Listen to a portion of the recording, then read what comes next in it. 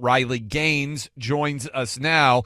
And Riley, we were texting quite a bit over the weekend, but full disclosure, I was out to dinner with my family. I had my mother-in-law, my brother-in-law, and you sent me the link, and I thought, this can't be real. There's no way that Olympic gymnast Simone Biles, out of nowhere, just decided to rip you for simply saying, hey, there shouldn't be a male pitcher winning a Minnesota softball women's championship, state title. And I still am in disbelief that this happened. What was your reaction when you first saw this, when it popped up on your social media feeds? Well, Clay, you were the very first person I sent it to.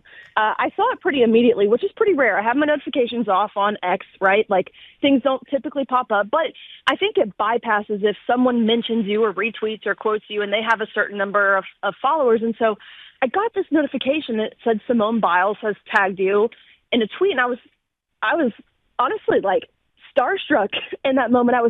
I couldn't believe it. This is a woman I publicly called on prior to this, maybe a year or two ago, to stand with women. Not me personally, but to stand with the movement of protecting women and girls in sports.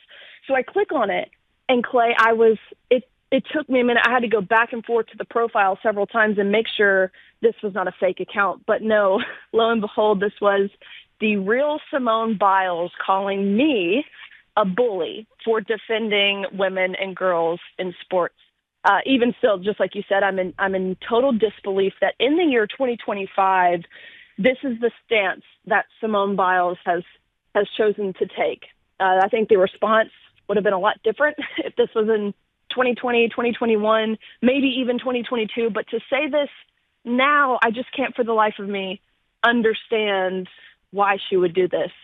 So the attack was crazy on that, but then she also came after you over your body, which is like, first of all, all athletes have, particularly as you become Olympic champions, sometimes bodies that are different, right? Like Michael Phelps does not look like a normal human. It's one reason why he's such an incredible swimmer. Simone Biles is not a, quote, normal-sized human. It's one reason why she can throw her body all over the place in a women's gymnastics. And so she's actually done body positivity ads to try to make women, and I think boys too, more comfortable with their bodies. And so the first thought when she attacked you that I had was, Riley's like the most average, and I don't mean this in a negative way, but you're actually the most average size girl out there, right? So my first thought was, I mean, not that there's anything wrong with like a 6'4" woman or what, but you're, and then I love you made a video, because my first thought was like, Riley's not even abnormally sized, but she was trying to ridicule you, and she did it claiming that you are male size. So that is even maybe crazier than the first tweet she sent. It is by far crazier for a couple reasons. Number one, because when she said this, right, like bully someone your own size, which would ironically be a man, the first thing I thought of was this is so hilarious, because she's understanding and recognizing that men and women are physically, biologically, categorically different, right? Like she just admitted that in this yes. tweet that I think was meant to be an insult. But then, of course, number two, yeah, to come from my body. First of all, I'm 5'5". I mean, relatively standard. I think anyone would be a giant next to someone who's like 4'8", right? Which I think Simone Biles is. Yeah. I'm so standard size. I'm like 130, 135 pounds. So it took me a while to even make sense of this. I'm like, is she calling me tall? Is she saying I'm muscular? Is she saying I'm I didn't even equate in my brain for a little bit, but I will tell you the response that she has received from this.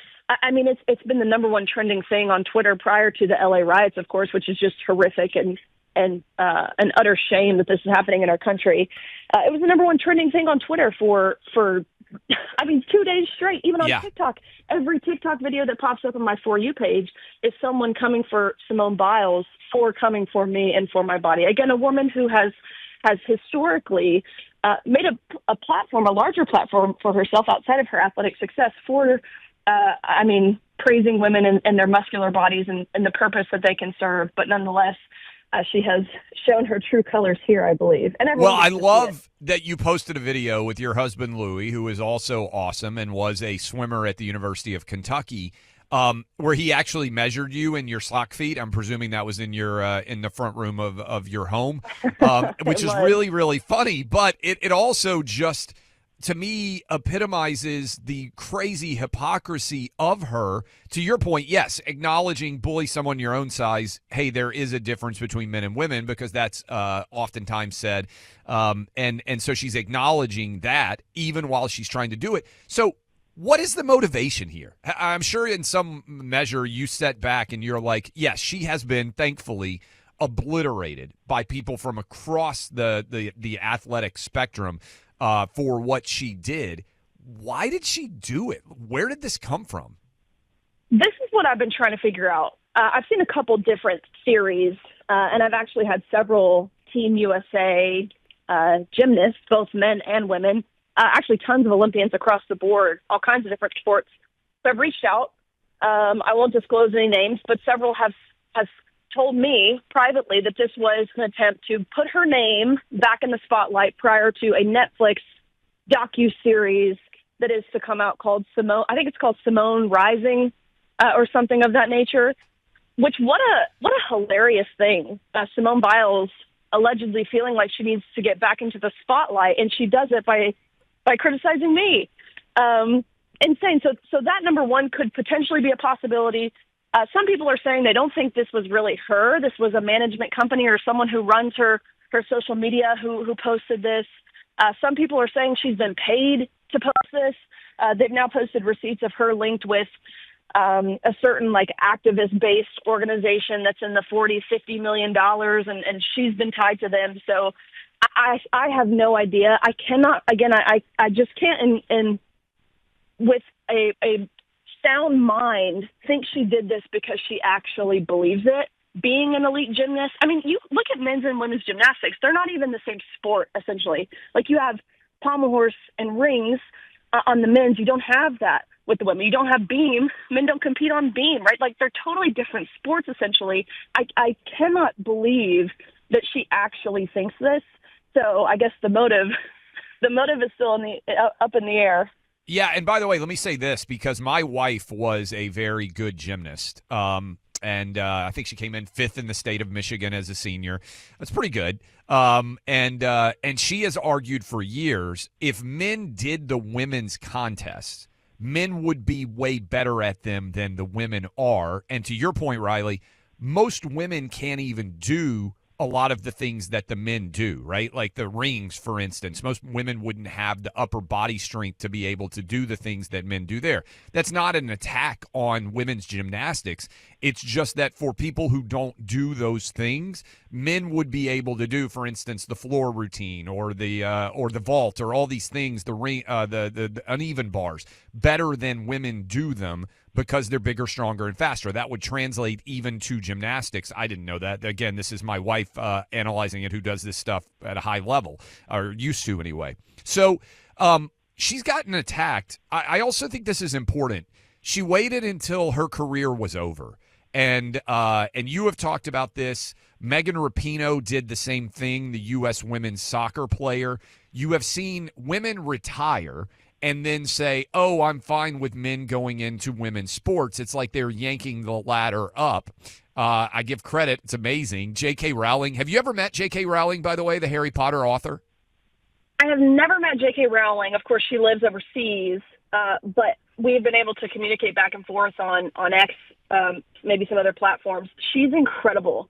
The way that she had everything to lose. Yes. Most people think she has nothing to lose because she's already made her career. She had everything to lose, yet it didn't matter to her. It still doesn't matter to her. Even she came out with a pretty fiery tweet, yes, directed towards Simone Biles. So she is, to me, a modern-day civil rights heroine. I love her. And to your point, I read the Harry Potter books back in the day. She's a billionaire. She had no reason to need to. She's not an athlete to speak out against the trans agenda. She just saw it as fundamentally a lie and wasn't willing to continue to tell a lie. And so when you see Simone Biles, Megan Rapino, your athletic career is now over, and you are fighting for your sister or other girls who might come after you, for instance, to be able to compete only against women. Isn't it uniquely awful and indefensible for highly successful female athletes who made tens of millions of dollars off of their athletic talents to suddenly come out in favor of men and women's sports when they never are going to have to compete against them themselves? It's the definition of pulling up the ladder behind you. That's exactly what Megan Rapinoe's done. That's exactly what Simone Biles has now done. It's why, like I said, I publicly called on, it was like this little campaign thing I did maybe a year and a half, 2 years ago at this point, where I publicly called on current elite female athletes in various different sports, Caitlin Clark being one of them too, to stand with women and just simply say that men should not be in women's sports. I called on Serena Williams, and if you can remember, she said on David Letterman in 2013, I mean, basically Yes. She already said it, but that was before, I guess, it was bigoted or transphobic to say it. But not a single woman, not at least the ones that I've called on, have chosen to respond in any manner. I mean, it's been total silence, crickets. Tried the same thing with men, on the other hand, got a totally different response. I had male athletes, people like Gronk, right, who come out and say, men shouldn't be in women's sports. Easy to say that, right? Yes. Not really my fight. We had several who said, this is kind of up to the women to handle, but yeah, this is crazy. I think it speaks to, of course, the physical differences that are very obvious that people can see and observe between men and women, but even just this little campaign proved that men and women are inherently different in our characteristics and how we approach things, and how women are more emotionally driven and apologetic and empathetic, and men are typically more assertive. And that was made very clear in this little campaign we did. But yeah, Megan Rapinoe, also important to mention, she's not interested in men.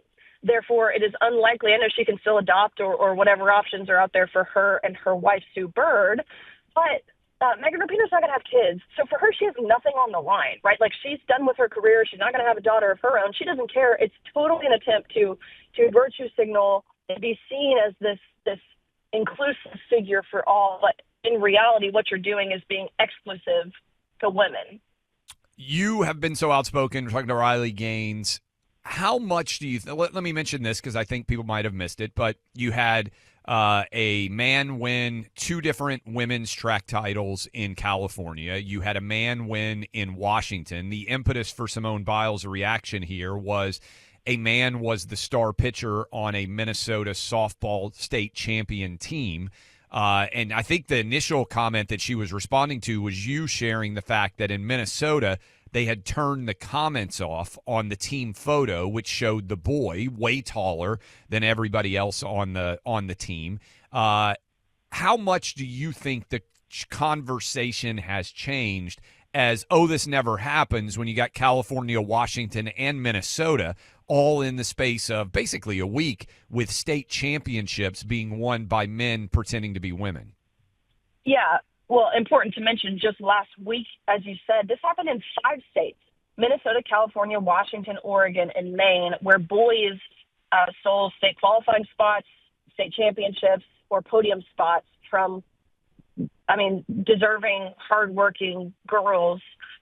So 5 blue states, the whole "it doesn't really happen" argument, it can't stand at all when it continues to happen. But that's the classic progression of these issues is, well, it doesn't happen, so we don't have to worry about it. You're looking for a solution in search of a problem. That's step one, right? I think that was when I was competing. That was 2022. It never really happens. Then it slowly shifts to, okay, well, it is happening, but it's not happening a lot. Therefore, we shouldn't be concerned about this. Then it progresses to, okay, well, it's happening, and here's why it's a good thing that it's happening. And then I think the final stage of it is, it's happening, it's a good thing, and you're going to accept it or else. Again, that's the classic progression, not just with this issue, but a lot of these fringe cultural issues. That's why now you're seeing what's happening in LA happen. It's the same progression.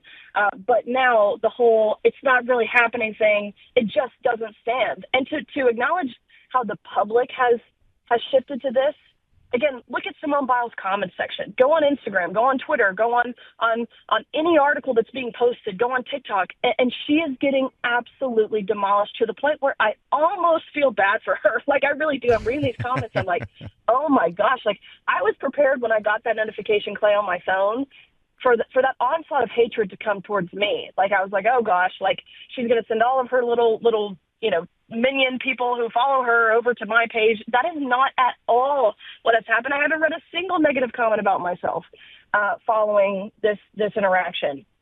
But you compare that to 2022, totally different response from the public. Riley, keep up the fight. I appreciate you making time for us today. And, boy, who knows what's next? But every day is a wild card, and Simone Biles stepped in it in a big way. Love your response, and thanks for coming on with us. I think we may have lost her there at the end, but I promise that she likes all of you and she was excited to talk to you. Look, by the time the day ends, another American family farm is going to shut down, not because they stopped working hard, but because lots of grocery store meat doesn't come from them anymore. In fact, 85% of the grass-fed beef sold in the United States is imported. Did you know that? That's why we get our family meat shipped right to our house from GoodRanchers.com. Good Ranchers, only American meat, all 100% born, raised, harvested in the USA from local family farms. No hormones, antibiotics, or seed oils. Just one important ingredient, meat.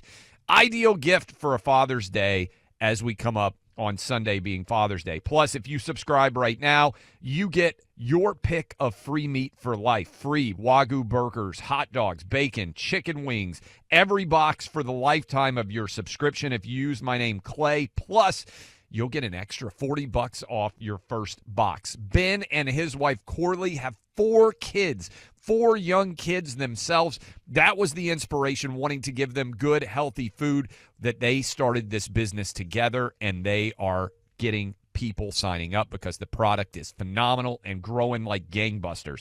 Go to GoodRanchers.com. My name, Clay. Get free meat for life plus $40 off. That's GoodRanchers.com. American meat delivered. Use my name, Clay, at GoodRanchers.com. $40 off. Free meat for life.